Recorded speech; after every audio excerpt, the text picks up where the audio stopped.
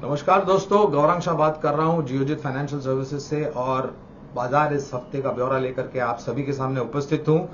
आज सोमवार की सुबह करीबन 10:30 पौने 11 का समय हो रहा है और सुबह की गिरावट जो हमने देखी थी वहां से बाजार उभरे हैं थोड़े बहुत ऊपर की तरफ और हरे निशान के साथ कामकाज कर रहे हैं। तो सबसे पहले सेंसेक्स, निफ्टी बैंक, रुपया डॉलर और कच्चे तेल के कुछ स्तर आपको बता देते हैं।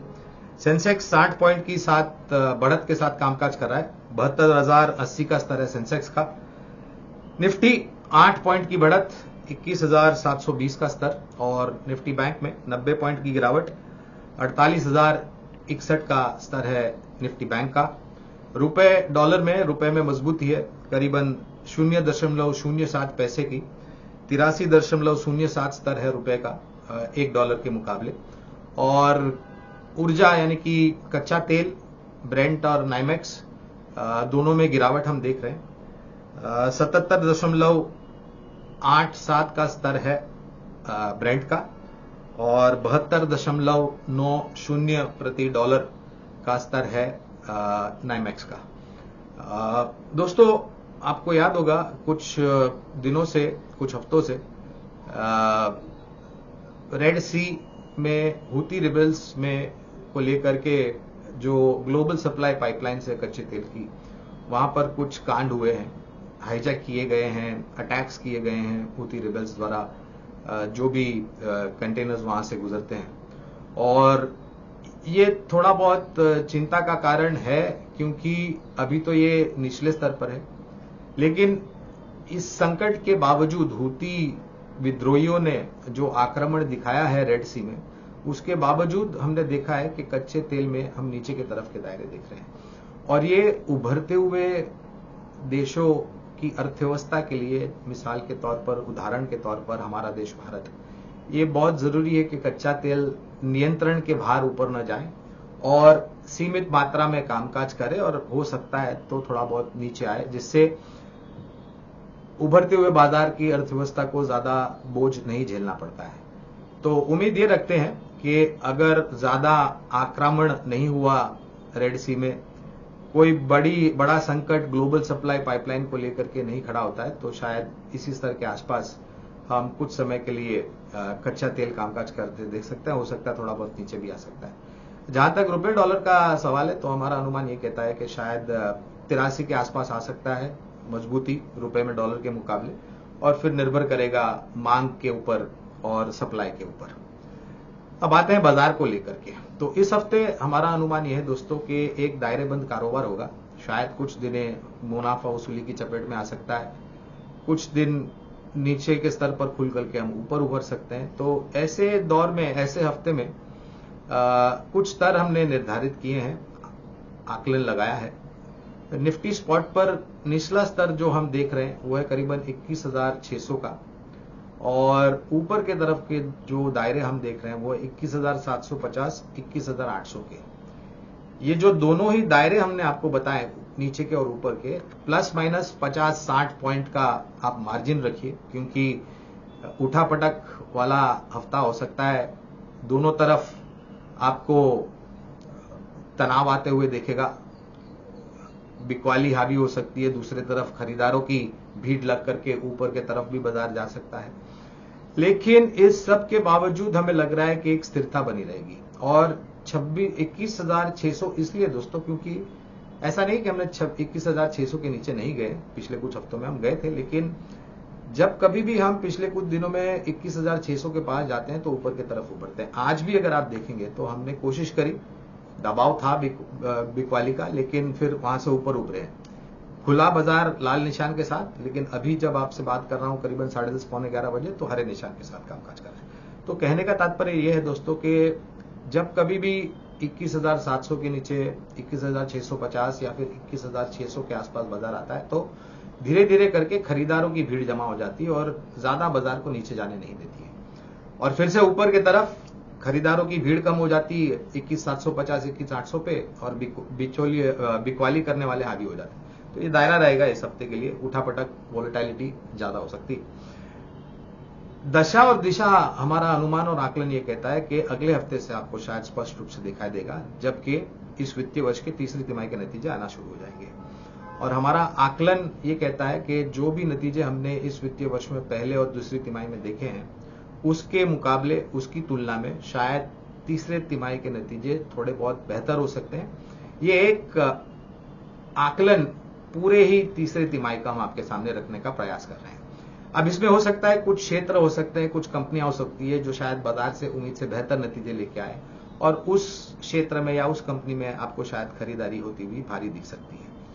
तो ऐसे कौन से क्षेत्र है जहां पर हम ऐसा अनुमान लगा रहे हैं? तो हमारा अनुमान है कि वित्तीय क्षेत्र, यानी कि सरकारी बैंक, निजी क्षेत्र की बैंक और मजबूत एनबीएफसीज और माइक्रो फाइनेंस कंपनीज और हाउसिंग फाइनेंस कंपनीज, ये जो पूरा ब्रह्मांड है वित्तीय क्षेत्र का, ये अच्छा रुझान देने की संभावना है। और ये इसलिए दोस्तों क्योंकि पिछले कुछ दिनों में काफी कुछ बैंक्स, सरकारी बैंक, निजी क्षेत्र की बैंक, मजबूत एनबीएफसीज के मैनेजमेंट ने अपने एडवांसेस, डिपॉजिट्स और लोन बुक डिसबर्समेंट के आंकड़े जारी किए थे और वहां पर बहुत स्थिरता से ऊपर के तरफ के रुझान हमें दिखाई दे रहे हैं। कासा रेशो भी उतना ही मजबूत है और हमारा आकलन ये कहता है कि ब्याज दरें स्थिर होने के कारण, जिसे पिछले 6 क्रेडिट पॉलिसी से हम देख रहे हैं ब्याज दरें स्थिर है, और हमारा आकलन और अनुमान ये भी कहता है दोस्तों कि इस कैलेंडर साल में 2024 में पहले 3 महीने में, जनवरी, फरवरी, मार्च में, अगर महंगाई दर जो है नियंत्रण में रही और बाकी अन्य जो आंकड़े आएंगे वो अनुमान के मुताबिक रहे, तो शायद एक हल्की सी ब्याज दरों में कटौती मॉनिटरी पॉलिसी रेकमेंड करेगी गवर्नर साहब को, आरबीआई गवर्नर साहब को, और उसकी घोषणा हम देख सकते हैं। ये एक अनुमान लगा रहे हैं, एक मामूली सी ब्याज दरों में कटौती, अगर ये सब सही रहा तो। दूसरी तरफ दोस्तों, तो ये जो सरकारी बैंक, निजी क्षेत्र बैंक और एनबीएफसीज का जो पूरा गुट है, वहां पर ना तो लोन बुक ग्रोथ हो रही है, लेकिन ग्रॉस नेट एनपीए नीचे आ रहे हैं, प्रोविजनिंग नीचे आ रही है, जिसके कारण शुद्ध मुनाफे में हम वृद्धि होते हुए दिखाई देंगे। और अगर ब्याज दरों में कटौती होती है शायद जनवरी, फरवरी, मार्च या उसके पश्चात, तो ये शायद लोन बुक ग्रोथ और मजबूती से आगे बढ़ने की पूरी संभावना है और एसेट क्वालिटी भी सुधरने की पूरी संभावना है।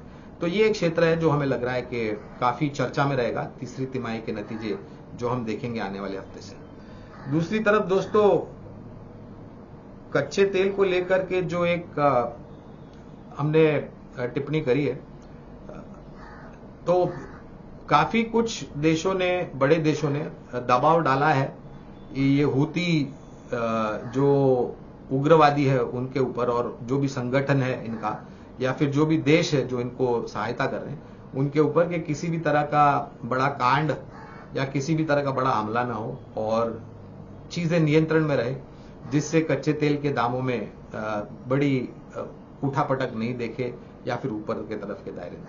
अब ये घटनाक्रम जब होंगे दोस्तों तभी हम आकलन लगा सकेंगे, उसके पहले किसी भी तरह का अंदाजा लगाना बहुत मुश्किल है ऐसी परिस्थिति में। तो उम्मीद रखते हैं कि रेड सी में कोई बड़ा संकट ना आए जिससे कच्चे तेल के दाम ज्यादा ऊपर ना जाए और नियंत्रण में रहे। हर बार जब हम आपसे बात करते हैं दोस्तों, तो हम 2 विकल्प आपके सामने रखते हैं और हमें ऐसा लग रहा है कि 2 क्षेत्र हैं जो शायद, ये वित्तीय क्षेत्र तो अच्छा करेगा ही, लेकिन आने वाले समय में 2 और क्षेत्र हैं जो बेहतर रुझान ला सकते हैं नतीजों के आधार पर। पहला है ऑटो क्षेत्र से जुड़ी हुई एक कंपनी जिसका नाम ज्यादा चर्चा में आता नहीं है, वो है ओलेक्ट्रा ग्रीन टेक।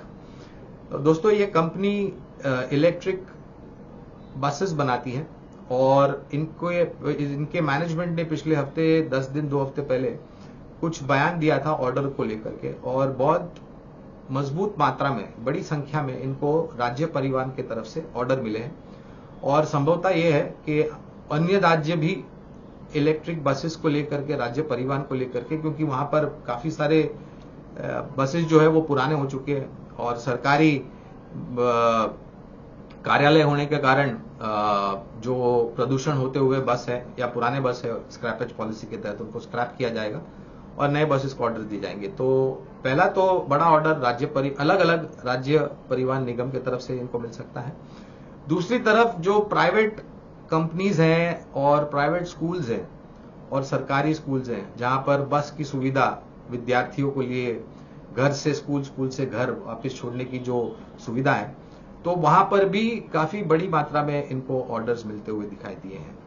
तो एक अनुमान हम लगा सकते हैं, और सरकार के तरफ से कार्बन फुटप्रिंट्स कम करने की बात की है, ऑल्टरनेटिव क्लीन और ग्रीन फ्यूल पर ध्यान देने की बात की है, हमारी जो निर्भरता है कच्चे तेल पर, डीजल, पेट्रोल, केरोसिन वगैरह, गैस, सीएनजी वगैरह पर, वो कम करने की बात की। तो ऐसी परिस्थिति में ये एक कंपनी है जो केवल मात्र इलेक्ट्रिक बसेस बनाती है, और इन्होंने हाल ही में कुछ पूंजी निवेश की थी रिसर्च और डेवलपमेंट में, जहां पर जो बैटरी पर ये बसेस चलती हैं उनको कम समय में चार्ज हो जाए फुल, और ये चार्ज लंबे समय तक चले। तो ऐसा भी कुछ सोच विचारधारा पर कामकाज कर रही है कंपनी।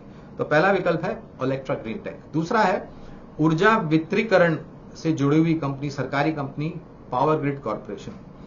दोस्तों, भारत देश में इनका बहुत बड़ा ग्रिड नेटवर्क है।